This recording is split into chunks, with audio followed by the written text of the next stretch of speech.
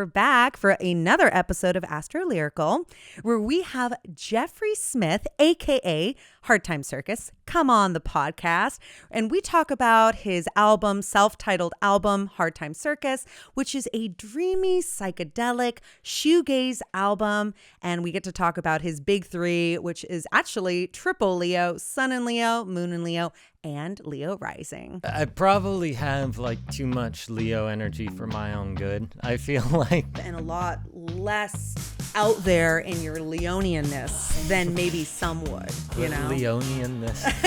I don't know if that's a real word. Learned a new word today. Were there psychedelics and involved? Just kind of, yes, there were. Like I showed my chart to somebody recently and she was like, wow, this is terrifying. And that's not what you do. And I'm kind of like, I'm nice, I promise. You know, everything is just like the ultimate thing. Like, you know, I have to get this just right or else it's, you know, or else it's a disaster and my whole life is over.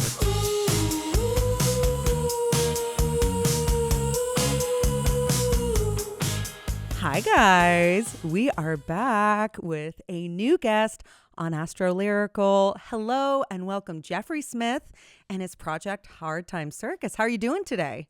I'm doing pretty well. How are you? I'm good. I'm really excited to talk to you about your music. Me and our producer Jules actually saw you at Heavy Manners Library. Yes. When was that? I think it was like mid-May. Mid-May. Yeah, okay. I think it would have been. Yeah. So coming up on like 5 months or so. But yeah, it was so fun seeing you that night. We went there just to kind of, you know, see some live music, see what was going on. And then we saw your set and it was so fun to watch.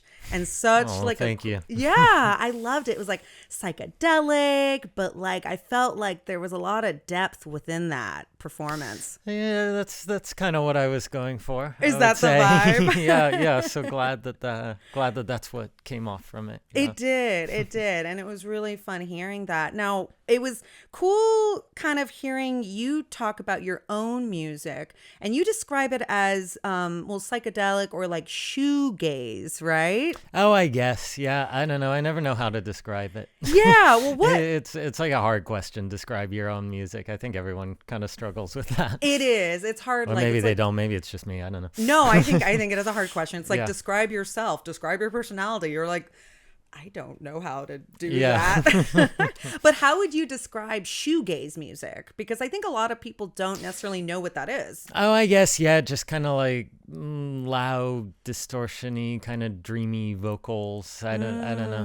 Maybe I'm giving a bad description of it. I think it's... I think of it as I think of what I do as just kind of dreamy sounding, I guess. I don't know. It definitely sounded very dreamy and very psychedelic and just, I don't know. It was really fun hearing it live. And then as I was hearing the recording, the self-titled album, Times Circus, which you did, I think you said during the pandemic, right?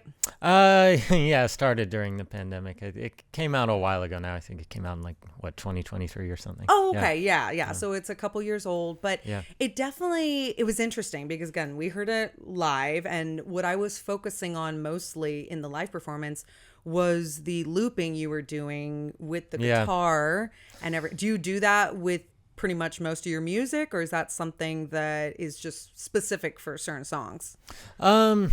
Yeah, kind of. Well, it was a little bit like for the live set, it was kind of figuring out how I'm going to do a set just by myself. Yeah. Was that the first time you were performing live, or was that like that show that you were at? Yeah. No, I mean I've done that set a couple times now. Oh, okay. I've done it. I performed it like up in the Bay Area and such. So cool. I've performed it around a little bit.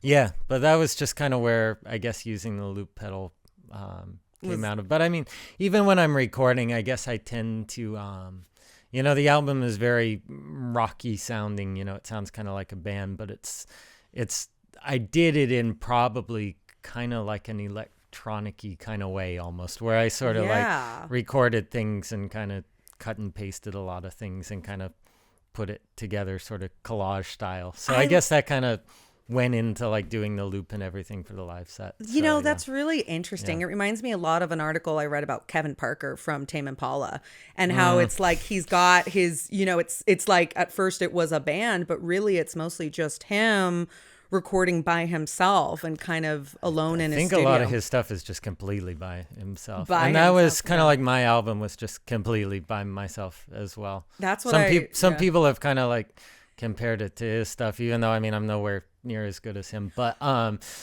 you know, but I guess that was kind of the vibe of the first record, is just trying to be sort of a one-man band.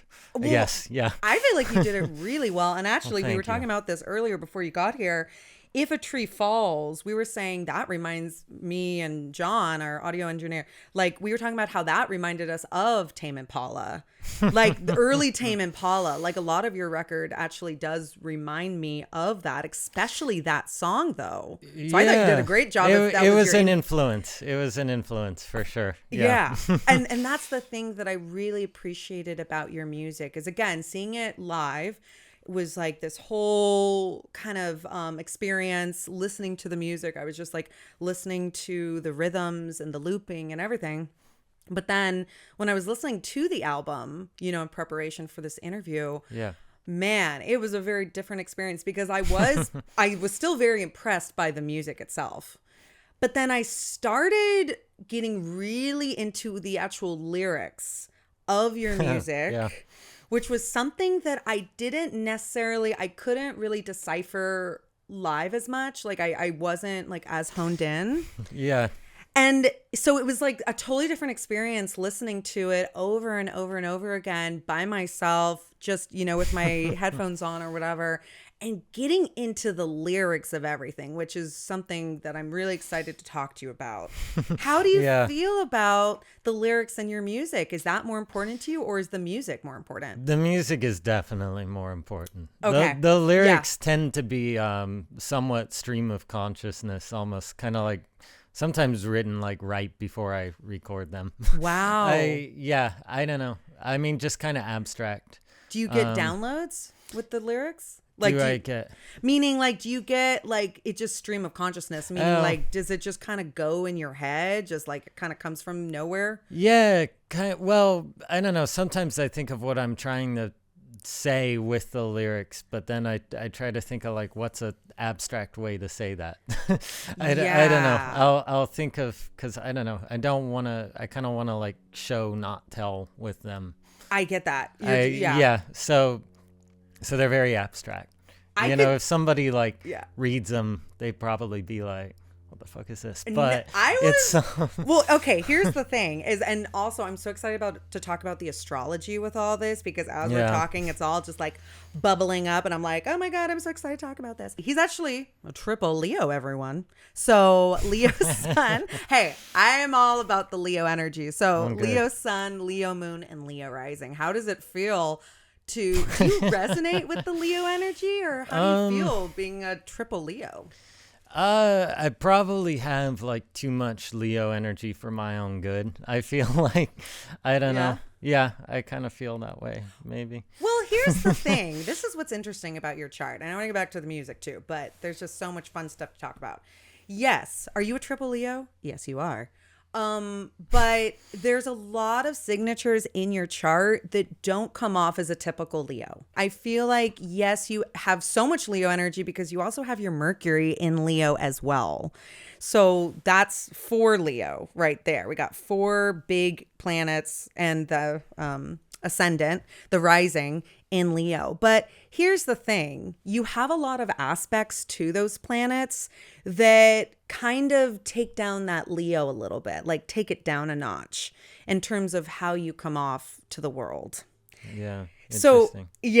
So in terms of like, let's just talk about Mercury, for example. So Mercury is that purple planet right there, if you're looking at the chart, and it's in the 12th house and it's in Leo, like we were saying. But it's in the 12th house, which is actually the house of Pisces. And Pisces is ruled by Neptune. And it's a more intuitive house. It's a more sensitive place and a more emotional water place. Yeah. So you are like, yes, like you have all this fire, but like you have all these other aspects that make you a lot more sensitive and make you a lot more intuitive and a lot less out there in your Leonianness than maybe some would, you know? Leonianness. I don't know if that's a real word. Learned a new word today. A new word.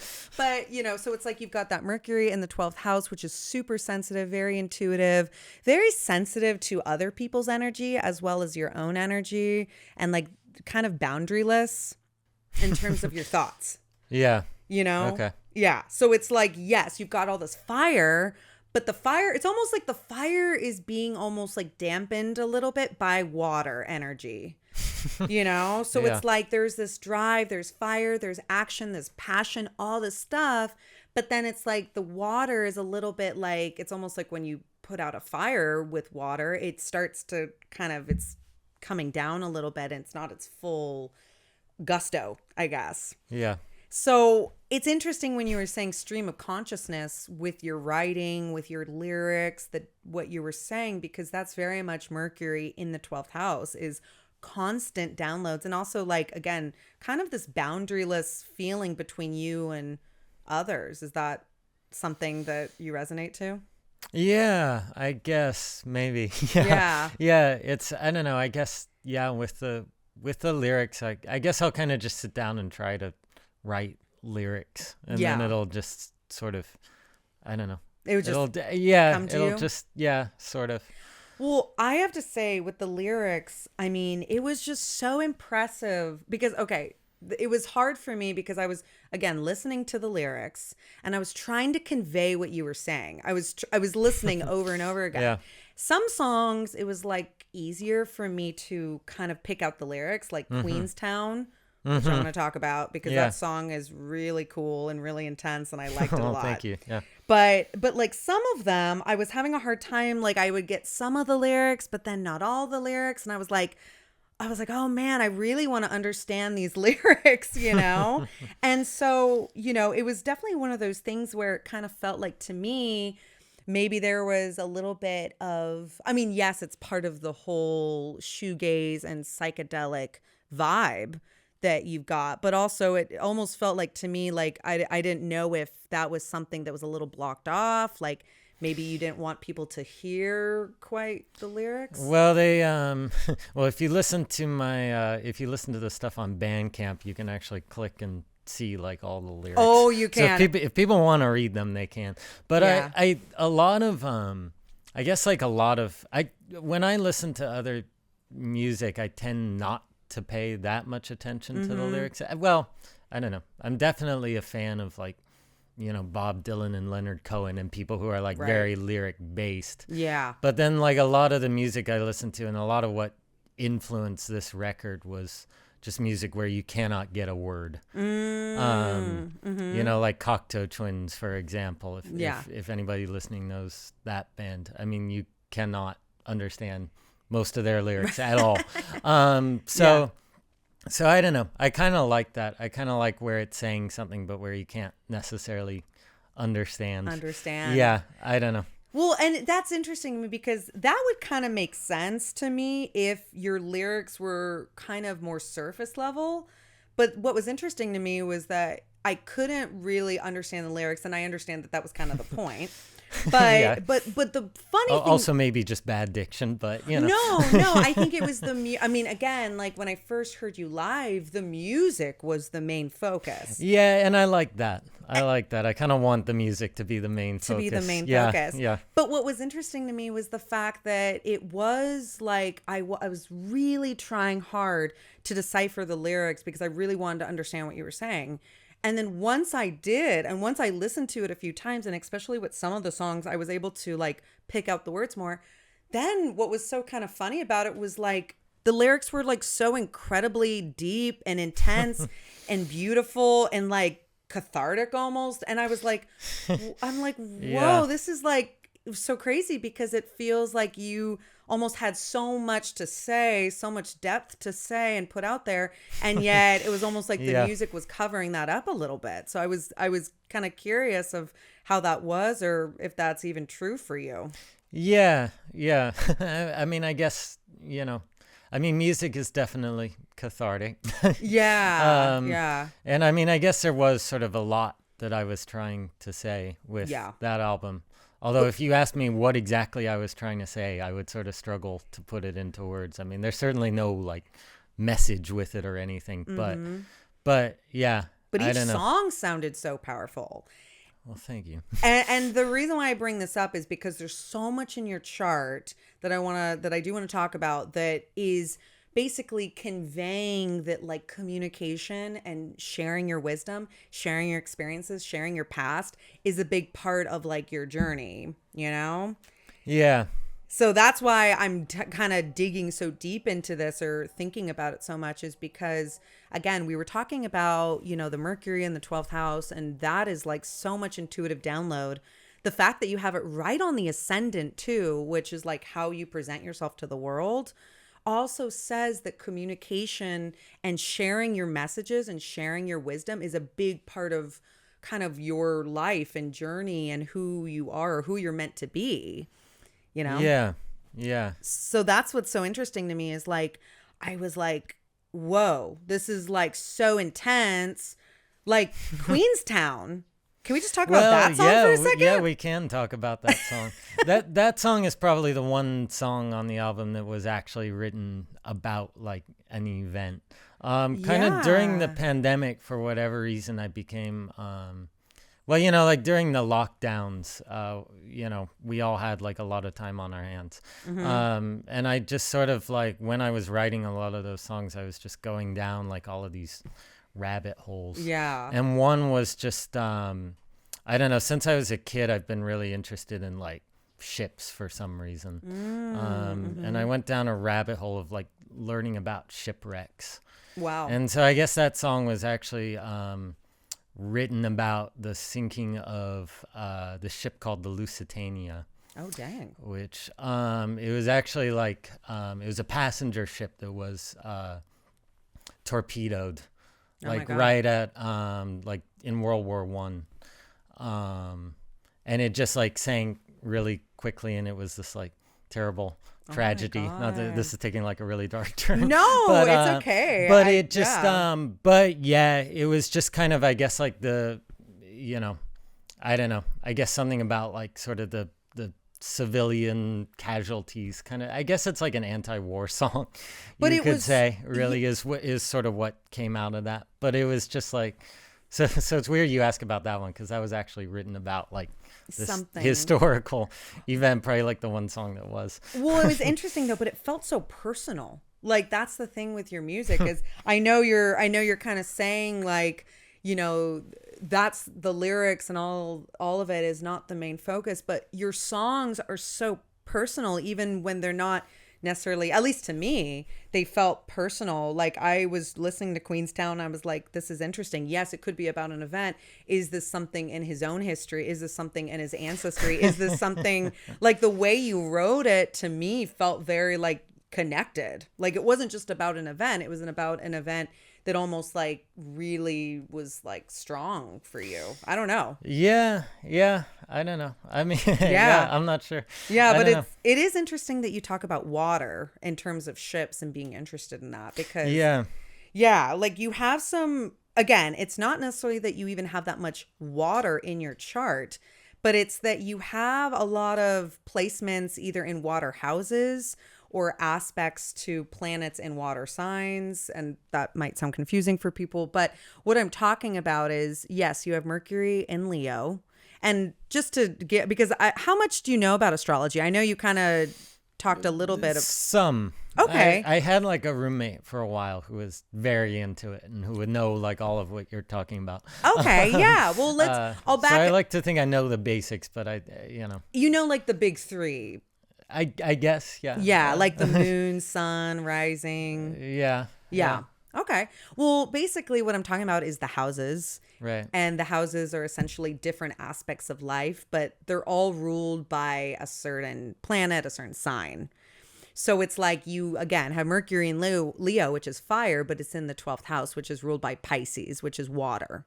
So it's like it's almost like that is like the influence of this water on your fire essentially, if that makes any Right. sense. Yeah. Yeah. And the reason I bring up water is because, yes, you have Mercury and Leo in the 12th, big water energy. You have Venus in Cancer, which is the planet of love, relationships, Yeah. personal connection. Yeah. And it's in Cancer, which is incredibly, it's water. It's like direct water. It's almost like river. It's like rushing river. It's cardinal. So it's like action oriented towards emotions and feelings and all this stuff. So there's like a lot of like that water energy there. And then also it's interesting because then you've got the 4th house, which there's just all these connections that all correlate to what I feel like connects to your music, which is that you've got Venus in Cancer ruled by the moon. You've got the moon right by your ascendant, which is like a very strong energy towards nurturing, wanting to be nurtured, emotion, your moods, things like that. And then you've got the 4th house, which is also ruled by Cancer and the moon, with Pluto there, and your North Node, which is the direction you're going in life. So there's like these themes that keep, so that was a mouthful. Yeah. I don't know if that makes sense. Yeah. But basically the point is there's a lot of water energy in your chart. And to me, that really shows up as moods and emotions, wanting to be nurtured, wanting to care for people, and home and ancestry, and understanding your ancestry, understanding your past, and understanding maybe certain family dynamics. Family on my mom's side, I mean, I guess came over from England on a ship in like the early 1900s, around that time. So I don't know, maybe there's some kind of connection to it there.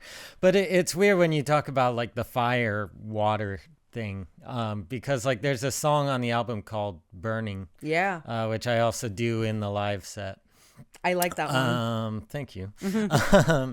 And that it's kind of, well, I don't know, well, if people listen to it on Spotify, you know, kind of they let you put the little visuals with it, and I just put like this shot that I took of the East River in New York when I used to live in New York.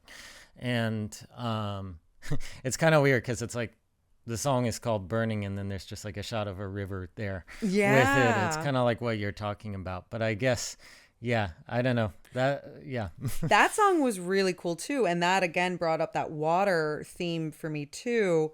But it was interesting. Again, this was one of those songs I was trying so hard to decipher because it felt very deep to me. What is this song about for you? It's really about, I guess it's one that I wrote kind of in the pandemic when I was looking back on sort of like the year leading up to the pandemic, which I was living in Brooklyn, in kind of just like this crazy household. Did you have roommates? Yeah, I had like 4 roommates. Oh wow. And it was just like a very crazy time in my life. I was doing like a lot of I mean, I was sort of like focusing on acting at the time, but just going out to like a lot of, you know, events, a lot of raves and things like that, and just you know, probably doing a lot of things that I shouldn't have been doing. Were there psychedelics involved? And just kind of, yes, there were. Because another song I have a question about, but I'll ask after. I will not plead the fifth on that. And I guess it's just looking back and just feeling kind of like I was burning at the time. And feeling like everybody around me kind of was as well. Just feeling like we were all just sort of, like everything just was burning. I mean, I had just kind of like moved to New York from the Bay Area and just kind of like went crazy in a way, kind of when I look back on it. And so it was just kind of like reflecting back on that, you know. Wow. That's pretty cool. I mean, that's really interesting, and I could definitely get that. Hi, guys. I just wanted to take a pause outside of the episode to give everyone a little bit of a break from what we're talking about. I know that all this information is a lot to absorb, but I hope you're enjoying it.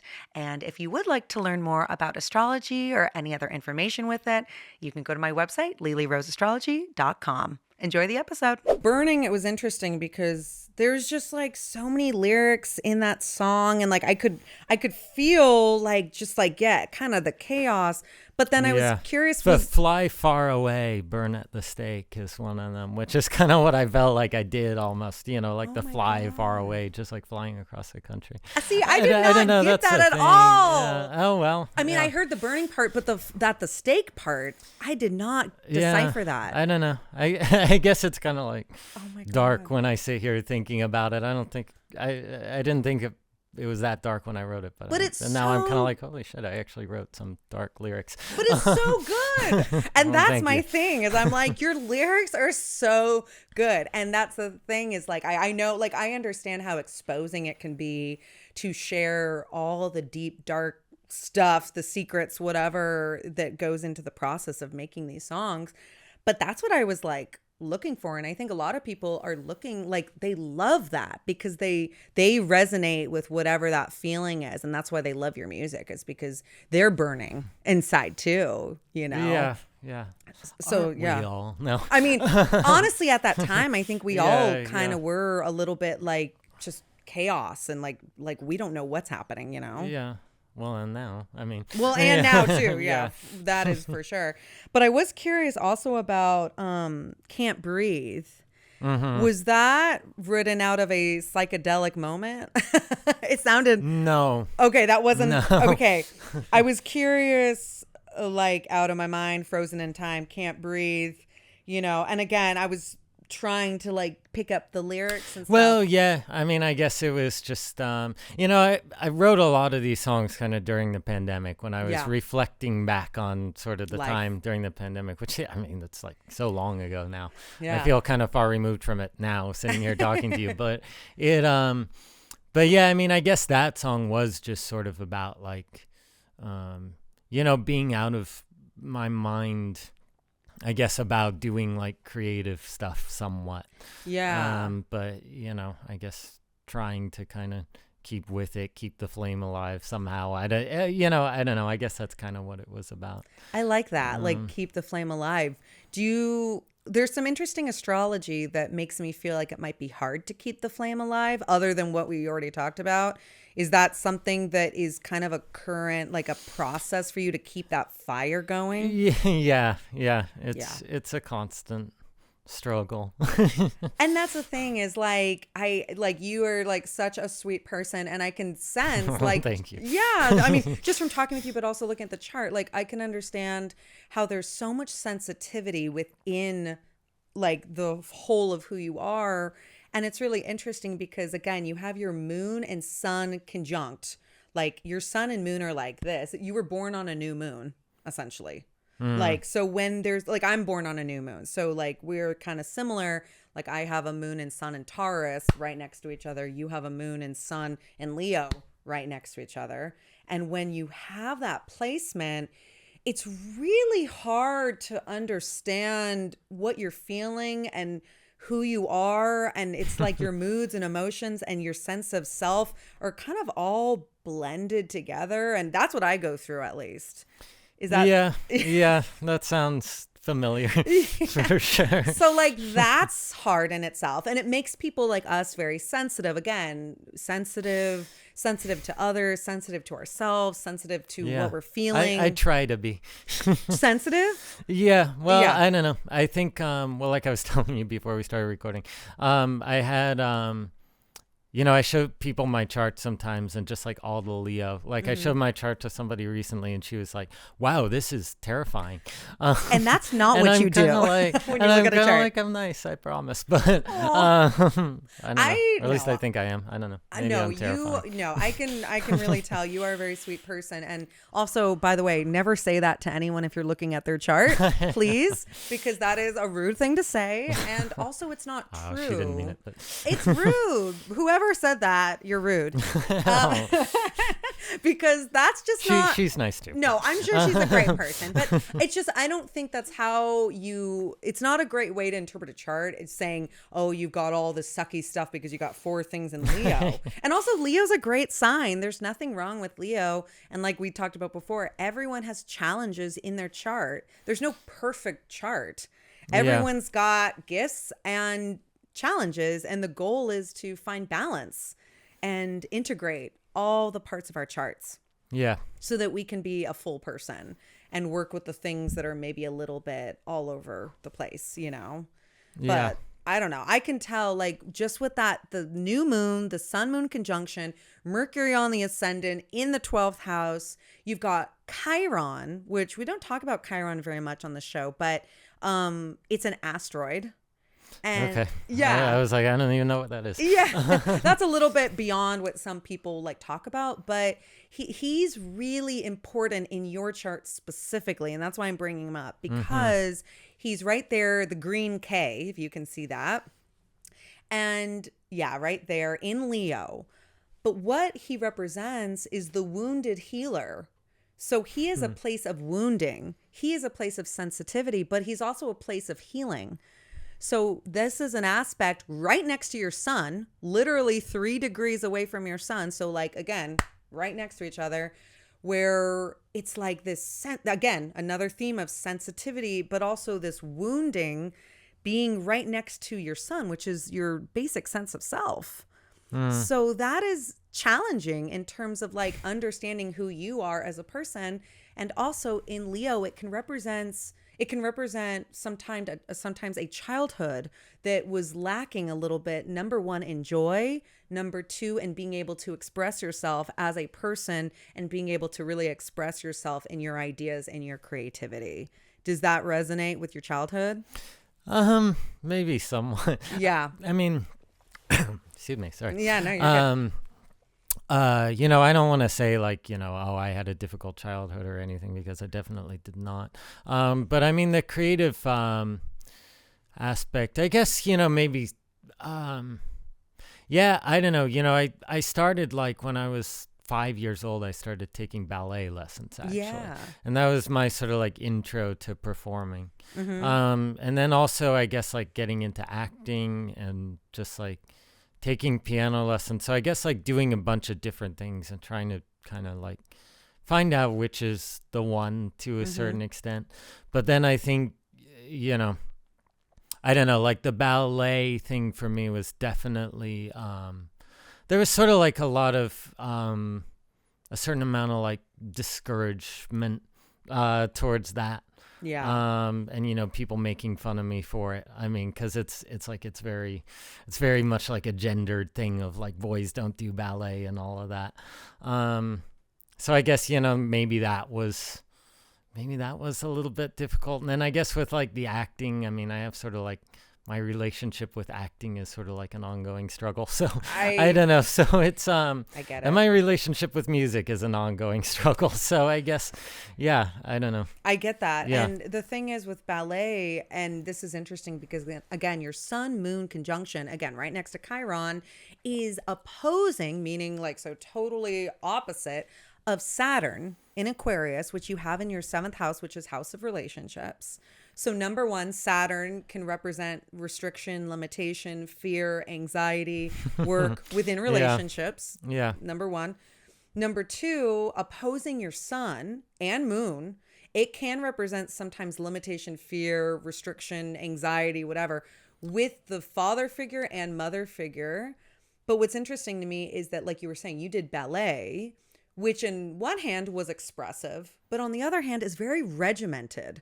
I mean, ballet is not the kind of thing where you're like a little kid and being like, yay, I get to go dance all over the place and just be creative and flow. It's like, no, 1 step, 2 steps, go. And that in itself is a Saturn opposing sun, restriction, fear. Like you didn't get, I mean, at least from what the chart says, like, it's like you didn't really get to just be expressive and free and just get to be a kid and like do something that like a kid would do. Maybe that's a little bit more fun. It's like there was this thing that was like very constrictive in a way. Yeah.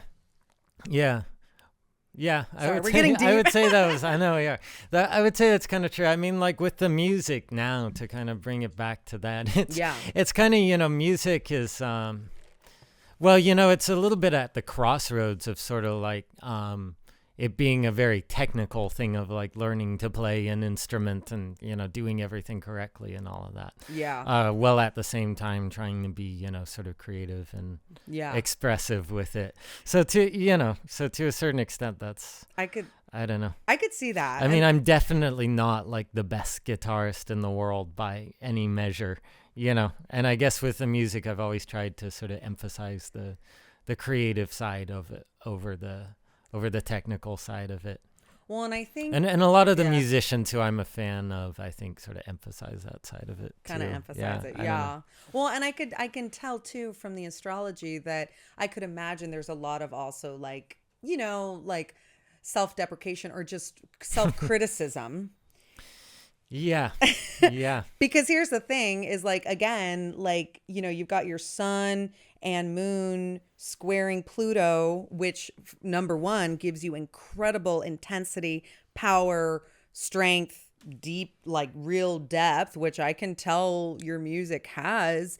But it's also like, people don't think of Scorpio and Pluto as critical. They think of Virgos as critical or whatever. But the truth is Scorpio and Pluto is really self-critical in terms of like the deep stuff, like my self-worth, And so you have a lot of placements which talk about your self-worth in terms of like the square with sun and the moon, Chiron right next to the sun, Saturn opposing your sun and moon. It's like there's all these elements that are kind of asking you to, I mean, Leo is all about love and self-love and like loving yourself.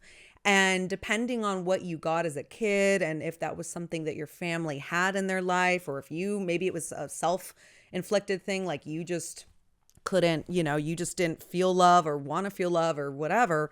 Like at the end of the day, you are a Leo and it's all about love. And it's all about like loving yourself and loving what you're putting out into the world, which is so creative and so beautiful. So I can see though it would be a struggle though, maybe. Yeah, definitely. Definitely. There's like a lot of, there's definitely a lot of, I'm probably my own harshest critic when it comes to music. Definitely. I get that. And I think that's why it takes me a long time to do everything musically. It takes me way longer than, because you're criticizing. This album took like a ridiculously long time, I think partly because of just like, I guess, self-criticism, perfectionism, I don't know, wanting to get everything just right. I get that. And it's hard. Feeling, I mean, Leos are over dramatic, right? So I guess, also feeling, a bit of like, everything is just like the ultimate thing. Like, I have to get this just right or else it's, or else it's a disaster and my whole life is over. Well, I think that's also the Pluto square to your sun and moon is pretty intense. And whatever you put your time towards, you're going to do it fully. You're not half-fasting it. Yeah. It's interesting that you say the lyrics are intense because it's like music probably more so than other creative stuff I've done, like acting or whatever. Music just gets very intense. Yeah. For me. Well, it's like, it's a very kind of intense process. I get it. And it's a fun process too. I don't mean that. Oh, for sure. And that's the thing is you can have it all. I mean, you're a fun Leo who has a lot of creativity. You've got, Venus and Cancer that's sensitive. You got your water placements. And then you've got that Pluto squaring your sun and moon. You're also an intense, like you're all of it, and that's the thing people don't get with astrology. They think it's just one or nothing, or this is bad and that's good. But the truth is that's not the case. Like it's all part of who you are and it's all a beautiful part of who you are. And like these lyrics were like so deep and cathartic. And I think that was my one thing. I was like, oh, I just wish I could understand them more because I really wanted to understand what you were feeling when you wrote these things and what you were saying. But I did get like the bleeding. The bleeding. I wanted to feel the bleeding. Yeah. So I think, and it's interesting, you were talking about, we'll get to the nodes a little bit because that's kind of a big part of your journey in terms of integrating all these things together. And it was really interesting when you were talking about in your childhood, you kind of tried a lot of different things to see, like you said, you were trying acting, you were doing ballet, like you were trying a few different things to see what felt good, right? Yeah. Yeah. And it's like interesting because your South Node is in Gemini, which is all about multiplicity. Right. In terms, and that's kind of like maybe where some of that technical brain comes from, is the South Node's all about where you're coming from and the direction that it's like it's almost like if you believe in past lives, it's like a life that you've already lived. Yeah. Okay. And so, but it's also something you're trying to find balance with. And it's interesting because it's in the 10th house, which is the house of public roles and career, meaning how you put yourself out there, how people see you, how you are like publicly big and you're, whatever you're trying to do. But it's interesting because where you're going to, and I really, maybe I was just looking for Easter eggs, but I really felt it in the music. Like where you're going to is the 4th house, which is all about, you can see right there, that's where your Pluto is. And your North Node, which looks like the headphones right there, it's in Sagittarius, which is interesting because that's actually about culture. It's about learning. It's about teaching. It's about wisdom. It's about sharing your wisdom. And you have it in the 4th house, which is a water house. It's ruled by the moon. It's Cancer rules it. So again, we have this connection here. And it's interesting because that's about home, family, ancestry, but also, again, your home, meaning your literal home, like where you live and how you live and stuff with others, but also like you and yourself, like you are your first home. And it's interesting because I feel like so much of what this chart is saying is about integrating whatever the deep feelings, deep emotions, deep past, deep traumas, whatever has happened in your life or in your family or in your ancestry or whatever. It's important to share that in your words with your wisdom because you have all these aspects that are essentially helping you communicate those things. And I feel like it's meant to be through your music, but that's why I keep honing on the lyrics and the words, because I feel like a big part of the journey is understanding that your words are important, your experiences are important, and your past is important. And that's something you can share in your music. And that's why I was so wanting to like hear the lyrics, Yeah. Well, you can read them on Bandcamp. Hi, guys. I just wanted to take a pause outside of the episode to give everyone a little bit of a break from what we're talking about. I know that all this information is a lot to absorb, but I hope you're enjoying it. And if you would like to learn more about astrology or any other information with it, you can go to my website, LiliRoseAstrology.com. Enjoy the episode. Well, yeah, it was kind of like a lot of looking to the past, I guess, in a way. I don't know. Now I'm like writing new stuff, and that's kind of like looking to the past as well. Yeah. Looking to the obviously more recent past. Yeah. But yeah, I don't know. It's kind of like when I was writing a lot of these songs, I was just sort of like, it was during the pandemic and just had a lot of time to just like go down rabbit holes and like read about all these different things, right? And just like learn about a bunch of random things, like philosophy and very saggy. I don't know, things like that. Yeah. So no, that makes sense with what you said. What is Cottage is a Blast about? It's really about kind of shortly before the pandemic, I was doing this play in southern New Jersey, like on the like southern tip of New Jersey in this town called Cape May.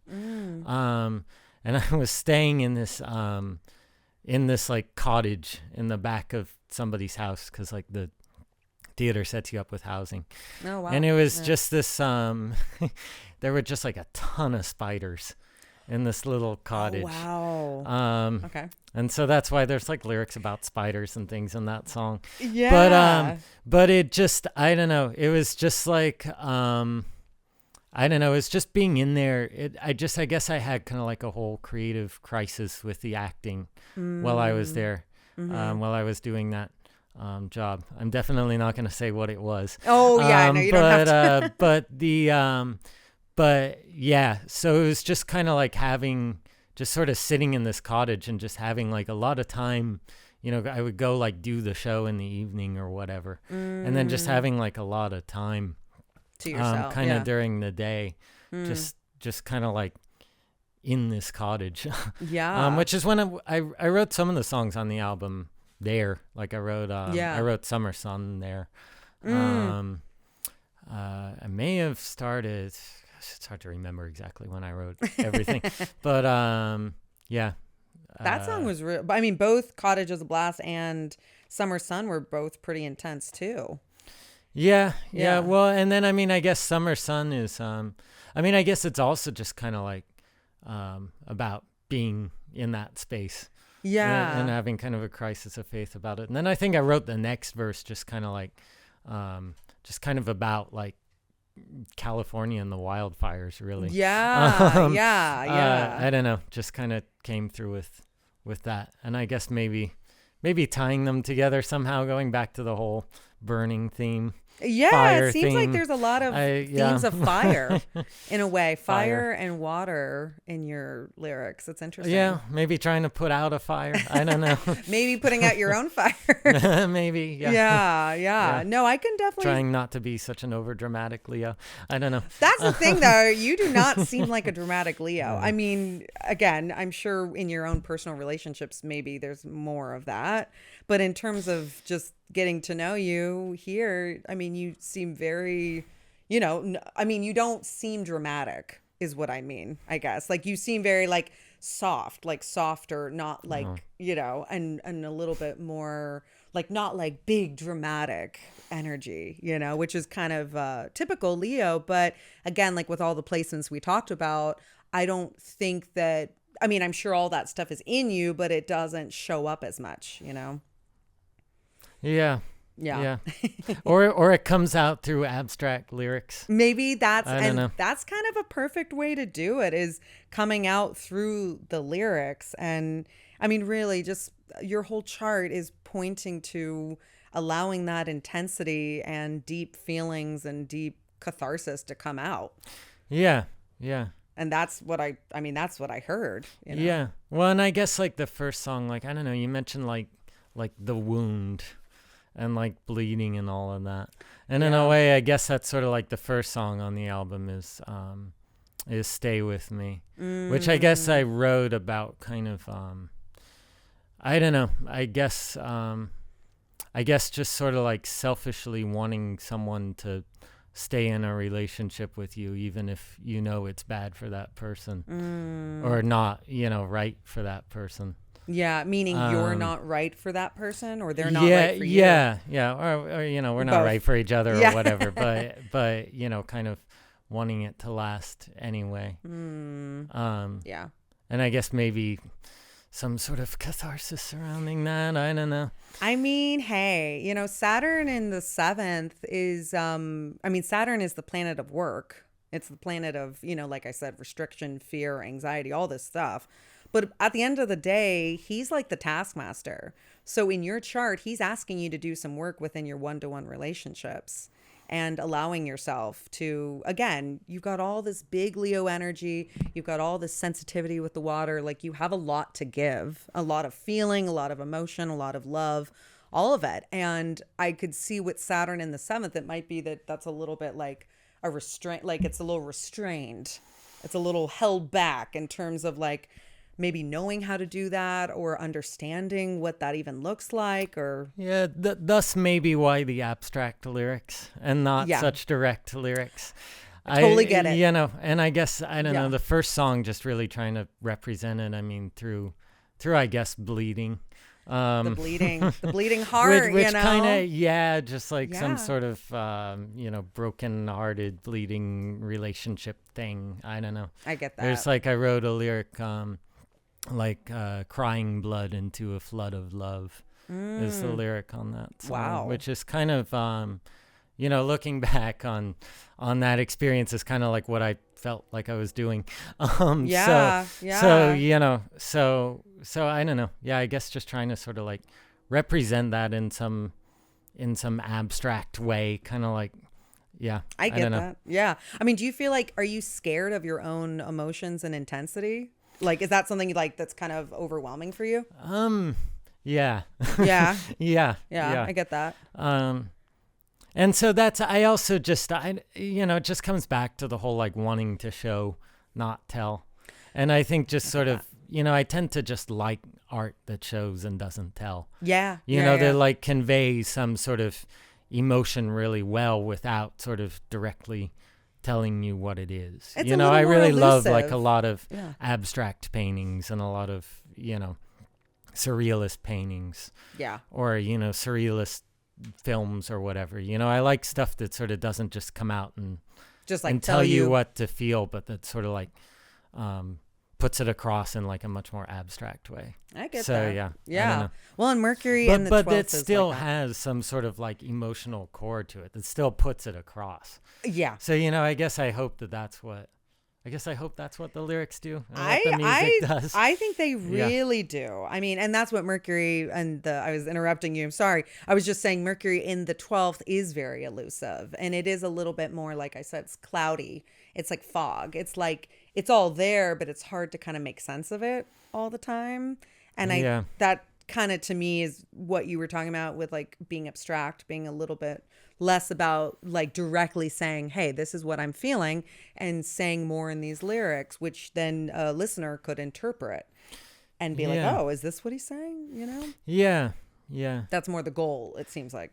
Yeah. Yeah. And I guess I definitely think too, like the whole music being cathartic, music being almost sort of like a therapy in a way is sort of like, I guess it's maybe why I did this project sort of like as just like a one-man band thing rather than, like having other people. Rather than having just, rather than having a band where, we all write together as like 4 or 5 people. Yeah. Just kind of like going off and coming up with something on myself. I don't know. I love it. I love that you like. Not that I may end up in a band with, 4 or 5 people at some point too, but I kind of, like the idea of this Hard Times Circus project being sort of me. I get my own selfish project, I guess. No, I it's don't know. not selfish at all. It's cathartic. Yeah, And yeah. I was curious, what is the name from Hard Times Circus? Well, so it's actually, I had no idea what the fuck to call the project. And it was actually kind of this suggestion that my dad came up with. Oh, actually, wow. he was like, he thought it always sounded like, a cool name for a band. And it's really like a reference to the Charles Dickens novel Hard Times. Oh, okay. Which is basically it's just a book about it's a book about this guy who insists on teaching children only facts. So like no imagination, Wow. only facts. Yeah. And then just one day this circus comes to town, and this girl from the circus kind of comes into this family and just sort of shakes up everybody's worldview. It kind of brings in more imagination into everything. Okay, I love that. So sort of the idea of the Hard Times Circus, the circus in hard times, being this sort of thing that brings this kind of imagination-y sort of that is like influence to things. I don't know. That is so incredibly perfect with your astrology. I can't even believe, like when you were saying like this person who's all about facts and figures and this and that. Okay, there you go. That Saturn piece. And then being so cut off from the creative, and then someone comes in and it's like, I almost feel like is that kind of what you long to be?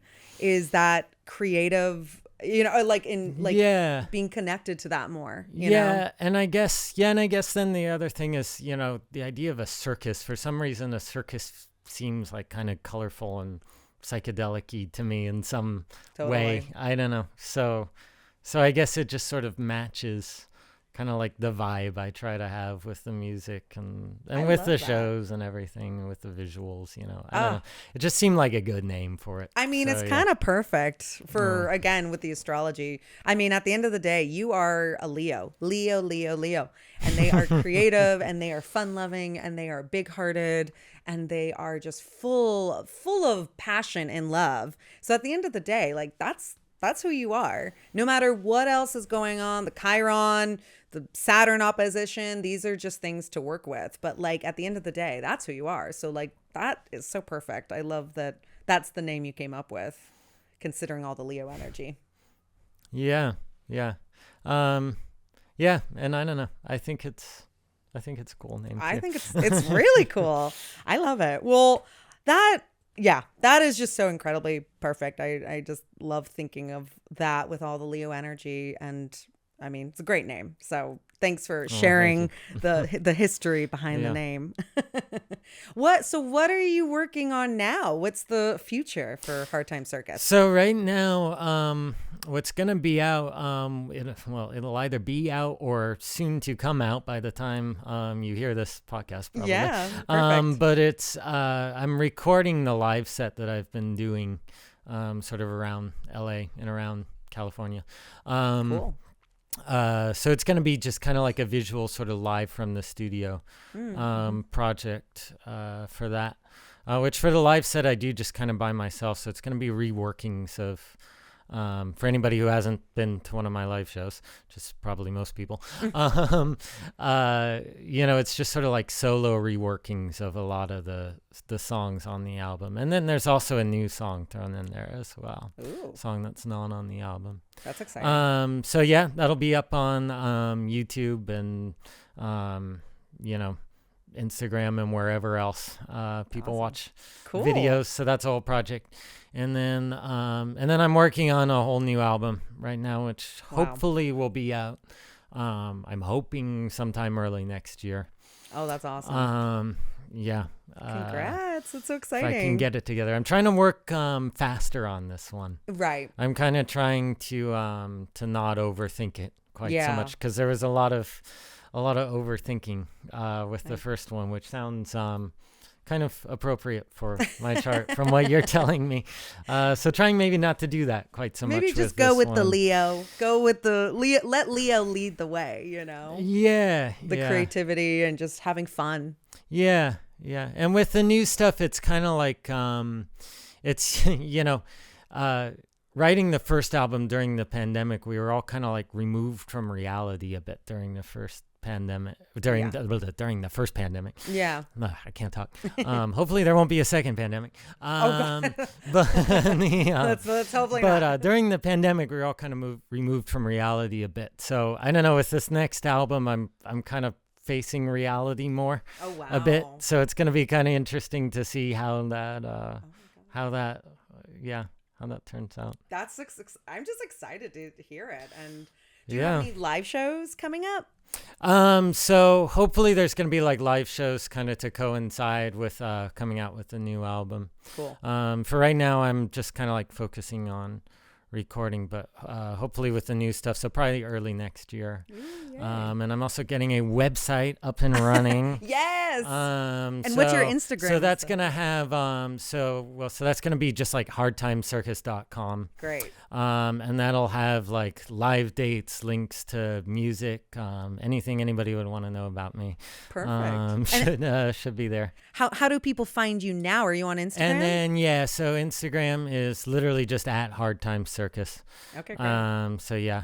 And you put all your show dates and stuff on there? And yeah, any kind of show announcements, music announcements about the live set, recording, video, everything should be on there. So awesome. Yeah. Well, I'm excited to hear your new music, but I'm also excited to hear some of your old music. What are you going to be playing for us today? So it's going to be a song off the first album called Summer Sun, which Ooh, we talked about briefly. And then the song is also going to be on the live set thing that I'm coming out with. So awesome. So people can hear it there if they like it. Well, thank you again, Jeffrey. I'm so happy that you could come on. It's been a lot of fun to talk to you. Yeah, it's been a lot of fun. Thanks so much for having me. Of course, of course. Appreciate it. And now we're going to hear Hard Time Circus with Summer Sun.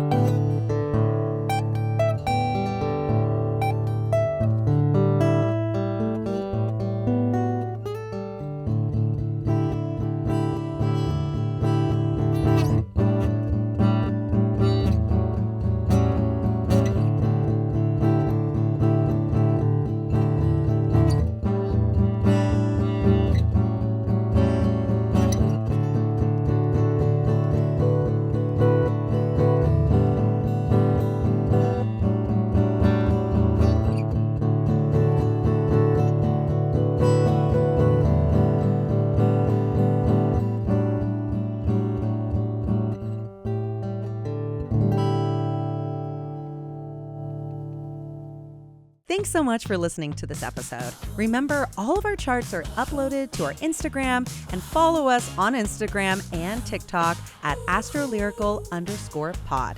And we have a YouTube now as well. So make sure to like, subscribe, and tell all your friends, and please comment. We love to hear all your thoughts. This podcast is recorded by John Neisen, produced by Juliana Hartman and Danielle Marascalchi, and hosted by me, Liana Bassior. Thanks and goodbye.